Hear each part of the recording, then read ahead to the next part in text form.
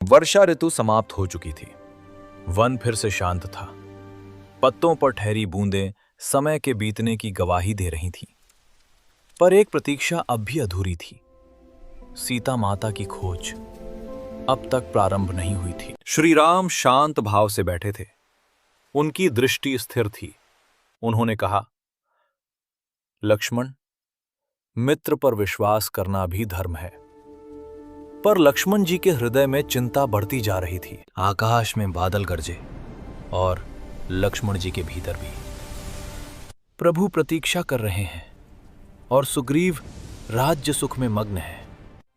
उनकी मुट्ठी धनुष पर कस गई। धैर्य अब क्रोध में बदल रहा था। लक्ष्मण जी तेज कदमों से आगे बढ़े।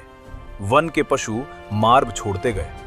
उनकी चाल तूफान जैसी थी, मानो स्वयं धर्म न्याय को जगाने चला हो। किष्किंधा में उत्सव अचानक थम गया। सैनिक भयभीत हो उठे और बोले, लक्ष्मण आ रहे हैं। हर्ष का वातावरण क्षण भर में चिंता में बदल गया। तारा ने स्थिति को समझ लिया। उन्होंने सुग्रीव से कहा, राजन, वचन भूलना राजा के लिए सबसे बड़ा दोष है। उनके शब्दों ने सत्य का दर्पण दिखा दिया। सुग्रीव को स्मरण हुआ वो क्षण जब श्री राम ने बाली का वध कर उन्हें राज्य दिलाया था। उनकी आंखें झुक गईं।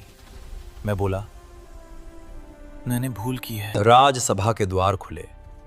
लक्ष्मण जी भीतर प्रवेश करते हैं। उनकी वाणी गूंज उठी, राज्य का सुख मित्र धर्म से बड़ा नहीं होता। सभा मौन हो गई। हनुमान जी आगे बढ़े। विनम्र स्वर में बोले, राजकुमार, सुग्रीव अपनी भूल स्वीकार करते हैं। क्रोध की अग्नि धीरे धीरे शांत होने लगी। सुग्रीव ने आदेश दिया, सभी वानर सेना एकत्र हों। दूत चारों दिशाओं में दौड़े। पर्वतों से, वनों से, समुद्र तटों से असंख्य वानर निकल पड़े। ऊंचे पर्वत पर खड़े श्री राम दूर क्षितिज से आती विशाल सेना को देखते हैं। अब प्रतीक्षा समाप्त थी।